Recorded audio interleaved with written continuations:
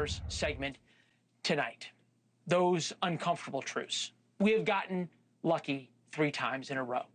An assassin has tried to take out the president, and each time was unsuccessful. Butler, Pennsylvania, on a golf course in Palm Beach, and now in the ballroom of the Washington Hilton. Despite the would-be assassin getting way too close for comfort, the Department of Justice today, and the White House and everybody else, insists that this was not a failure on the part of law enforcement. Law enforcement did not fail.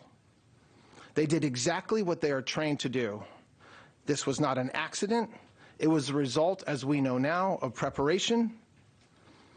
But the men and women who protected us that night were trained, professional, and had an enduring commitment to the rule of law. By dint of the fact that the president survived does not mean there are no failures.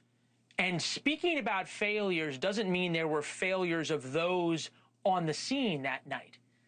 Why they were put into this position is something we have to look at. And there were failures.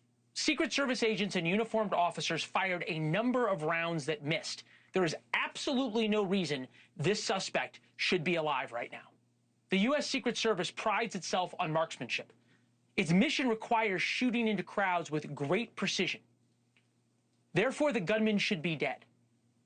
At the very least, this was not a stellar performance at the planning level and also as it happened.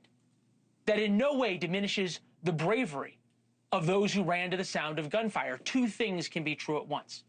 Perhaps having the entire U.S. government in one hotel ballroom is no longer a wise or practical idea, especially as we fight a war against Iran.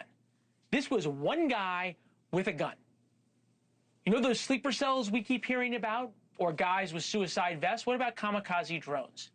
The shooting predictably sparked a debate over rhetoric.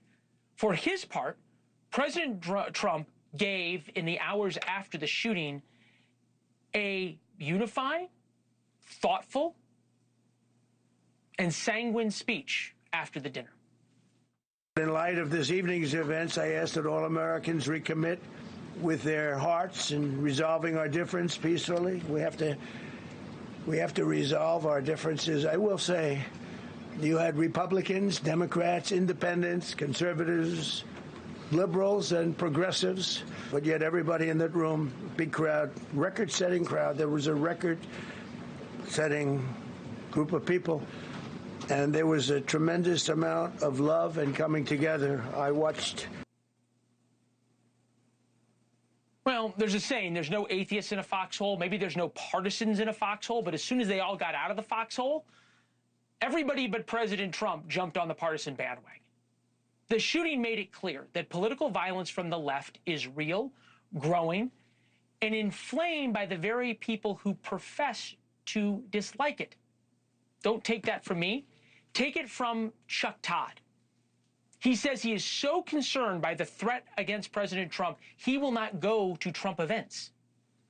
I'm not going to any more events where Trump's at him. I don't feel safe. Wherever Donald Trump Chaos follows him. Chaos follows him. And you are less safe, right? If you decide to go into his orbit, you have become less safe. He does not care about your safety. He's not going to protect you if you go into his orbit, because he's always going to protect himself first. He's more likely to throw you under the bus. As if somehow President Trump almost dying from an assassin 3 times is President Trump's fault. We'll deal with that later. The truth is, the response by the media and Democrats continue to ignore the loud voices on the left calling for violence. And it's not just the people on social media. It is leading Democratic figures, like Democratic Senate candidate Abdul El-Sayed in Michigan, who said this a few months ago. We don't back down. With all due respect, if they go low, we don't go high. We take them to the mud and choke them out. Pleasant. We have countless other examples, yet the familiar course of Democratic deflection started up almost immediately. Hakeem Jeffries saying, well, we should lower the temperature, but... We embrace the fact that everybody should take the temperature down. We're just not going to be lectured by extremists on the other side of the aisle who are looking directly at the camera and then lying to the American people. When political violence happens on the right, it's named and shamed. Every Republican must pay penance. Happened after Charlottesville for years.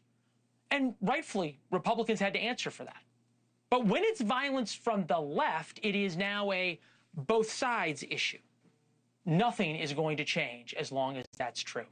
Thank you for watching. Subscribe below and download our NewsNation app right now on your phone, and you will get fact-based, unbiased news for all Americans.